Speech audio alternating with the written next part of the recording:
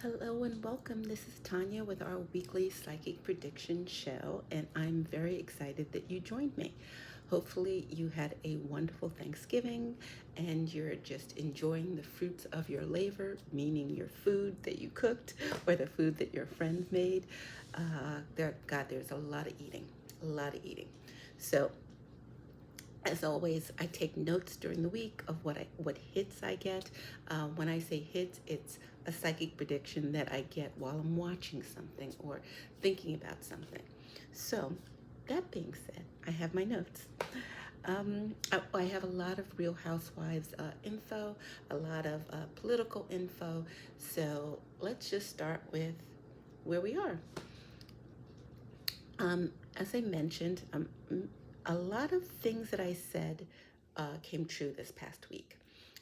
I previously predicted that the James Comey and Letitia James case was going to be thrown out, and that the prosecutor, the lawyer that he picked, was going to lose her bar license. That hasn't happened, but that is definitely in the works.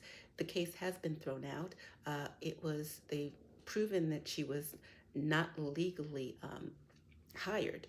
Uh, he just put her in a position that she was unqualified for, and nobody picked her. No one voted for her. So that's coming to pass. And a lot of other lawyers that he picked are also being investigated, which is interesting because his people are in charge of the Department of Justice. So the fact that they're doing something that's against him is very interesting. It's honestly, it's exciting to see that democracy is happening and people are pushing back. And that's literally what's happening in the last quarter of this year. People are pushing back. People are fighting for the democracy. I mean, literally tooth and nail. And it's working. A lot of people are not being as loud about it as previously, but it doesn't need to be loud. Justice moves quietly and swiftly, and that's what's happening. So, actually, there was a really interesting article, podcast that Joy from MSNBC was on that you really should watch, because basically she was sharing about how the Republicans are voting against their interests. They've had 400 years of being in power, and they've done absolutely nothing with it. And they've convinced their people that other people are keeping them down. They're trying to find people to blame. And it's like, okay, you can't blame anybody anymore. You need to stop pointing a finger and actually do the work that you were hired to do. So there's a lot of pushback on in that regard. One note is you'll notice that Trump quietly rolled back tariffs for grocery items, because again, the cost of living has gone up, and regardless of how they're trying to paint it, it's not working. People are not buying what they're selling. You're saying, oh, the prices are cheap, but people are going to the supermarket and showing the prices aren't cheap. They're not cheaper than last year. They went up versus last year. So there's a lot of things in the works in that regard. Sorry, my face idea. Okay. So we talked about the Supreme Court. We talked about James Comey and Letitia James and Epstein. Look at all the people that he pardoned. He has people he answers to. There is somebody who's in charge of him. He has a boss when it comes to this Epstein stuff. A lot of these people he pardoned are involved in it. They all have sexual assault situations happening.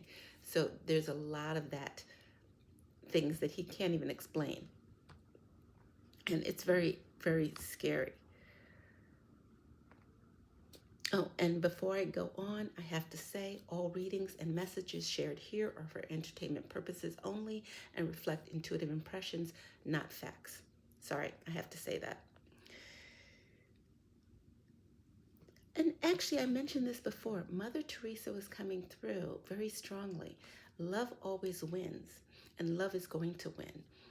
So, that being said, let's talk about Housewives. Now, when I saw all the information about Kandi, I just got excited. And it wasn't because her marriage is breaking up or anything negative. I got excited because I saw her flourishing. I saw her winning. And when I say winning, it's like, she's worldwide.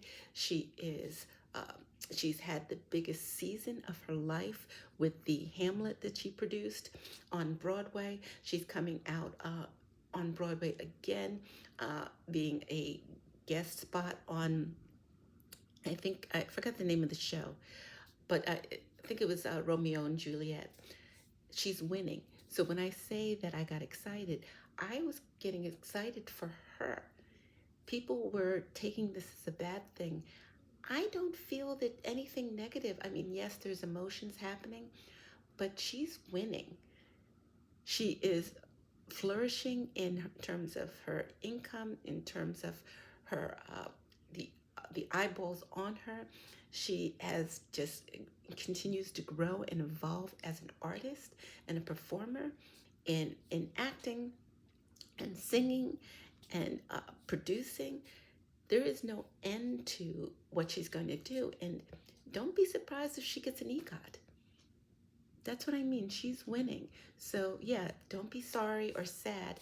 You know, she may lose money, but it's something she can just make again. She showed us that. There's one thing that you can't discount when it comes to Kandi Burros is her ability to make money. She's been doing this all her life successfully, and she will continue to do that. I mean, the fact that this woman bought her home for cash, hey, that's not nothing to be sneezed at. So, oh, and for the other thing, when I was looking at Wendy, and it's just sad because her and her husband are very smart, very well educated individuals, and the sad thing is they're going to be going to prison. The the prosecutors are going to make an example of this case, and honestly, I can't blame them. It was everything was just a stupid move. It was just what not to do. You know, I get it. These housewives live lives that are bigger than their own. They try to project this wealth and this prestige. I think she was in the process of renovating her entire home for $100K, and I think the money that they got their hands on through this whole debacle was to pay for that. Well, they're going to be paying for that, and that's really not a happy situation. I wish it didn't happen, but they're going to be going to prison, and it's nothing to be happy about.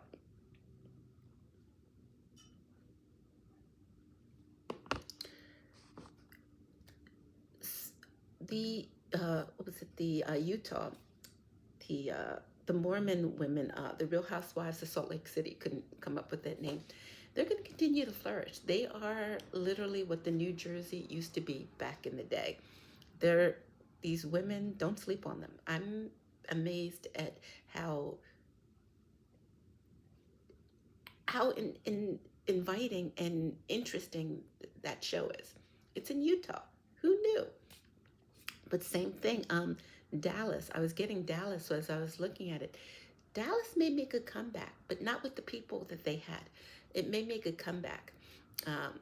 So that's something in the works. Real Housewives of Dallas.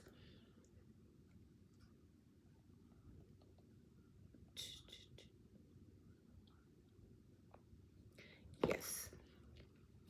Now, the next administration that comes in is definitely going to be Democratic, and they're going to undo everything that Trump did. So there's that. There's a lot of finger pointing going on regarding people being deported to foreign countries. Kristi Noem is being thrown under the bus and blamed. This is literally starting to happen in other areas as well. I found it interesting that one of the judges in the, was it the Epstein case? No, the Letitia, I think it was in the Letitia James and the Comey case, was looking at the correspondence and the information regarding this. They're going to be doing the same on a lot of cases. And this is where the finger pointing comes in, because publicly, they're all finger pointing to somebody else to blame them. Privately, the correspondence shows that one person is to blame. So, also the guy in charge of ICE, same thing. It's Dan Bongino, I think it is. In his case, he feels like he's above the law, but he's going to find that he's not. A lot of his people are being arrested, what has nothing to do with ICE. It's more to do with who they are. A lot of them are being arrested for DUIs and sexual shenanigans. Yeah, it's going to, a lot of this is going to come out, and actually it's coming out now. Like, it's in the press. Stuff is moving in that direction. The judge gave him a lot of rope, but he literally hung himself.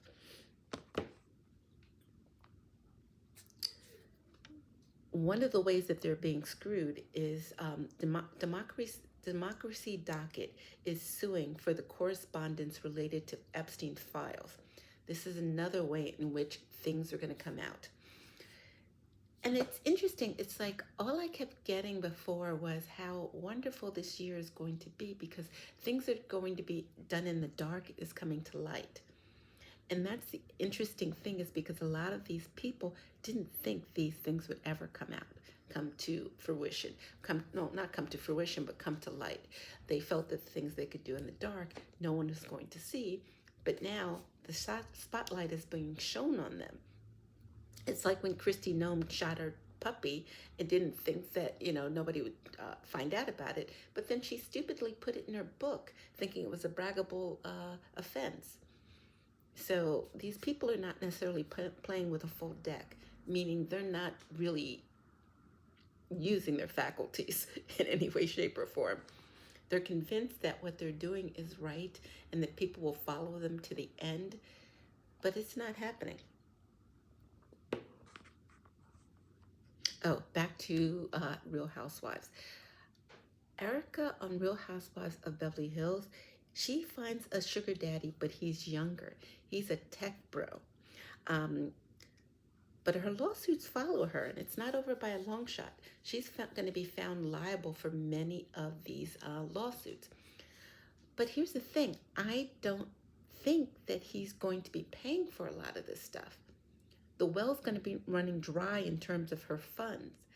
She's used to living large, and she's living off of people. But it's kind of like there's just so much they're willing to give her. And again, the well is going to start running dry. And her persona, the Erica Jane thing, she doesn't really make money off of it. The production is very expensive. I think she literally breaks even. So I'm not seeing that being a vehicle for her. If she were able to do it in Vegas like she wanted to, it would have been great. But she doesn't have that kind of fan following, because it's more novelty than an actual performance.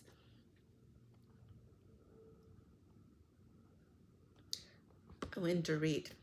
Dorit is in major financial trouble. She's going to be forced to downsize and sell off whatever assets she has, which really doesn't help. Again, it's playing to the audience to pretend that you're rich. Like, I watch these clips, and she's always walking out with Hermes bags, or I didn't see Gucci, but I saw Hermes bags, and it's like, these bags are like empty. There's nothing in them. It's like it's props.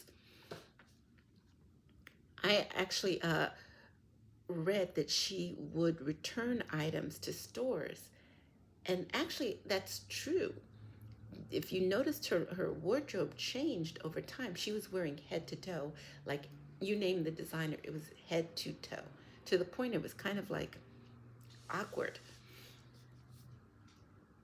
But these people are not lending or not selling to her anymore because she returns. You know how when you return, back in the day, I think it was Bloomingdale's, after you return, they would make note of your information because they were making note of who's returning what. Some people make a game out of it. I mean, I had friends and they wouldn't do this, but they would order something online and they order three sizes, knowing that one is going to fit. So since they didn't want to go to the store to try it on, they ordered the three and they know they're going to return two and pay for one. That was the process for them. But for these celebrities or reality stars who go on shows, no, they wear it, they hide the tags, and they return it. But it's like stores are not stupid. They're very smart. They do the research and look at the numbers. And if you're consistently returning, they're not going to sell you. You may be banned from purchasing anything in the store. So, or banned from returning something in the store. That's another thing. They may allow you to buy it, but you can't return it because you're on a watch list. So they're finding that out. So pay attention to her wardrobe. It's not what you think it is. And I think that is it between, yes, between the politics and the Housewives. And oh, as it's holiday season, I've got my tarot journal. I know this says, this is not for resale, this is my draft copy. But you can get a copy of my tarot journal, which is available on Amazon and on Etsy. I have the links below for easy purchase, and it's great. You have your daily musings and your daily tarot card of the day. And there's really easy, shows you how to use this journal, Anyway. Oh, and by the way, if you're looking to get a reading, hit me up. I have some openings this week, and I'd be happy to do a reading for you.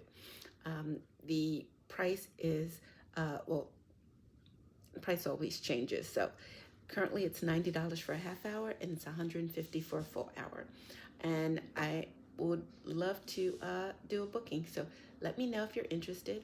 And oh, I also do group bookings. If you want to do something with your friends, hit me up and we do a special price for that. So again, this is Tanya. And if you have any questions regarding, not personal, but just anything happening out in the world, put it in the comment section. And oh, don't forget to put in the comment section how this video, how much you liked it, what questions you have. And that's it. Anyway, take care.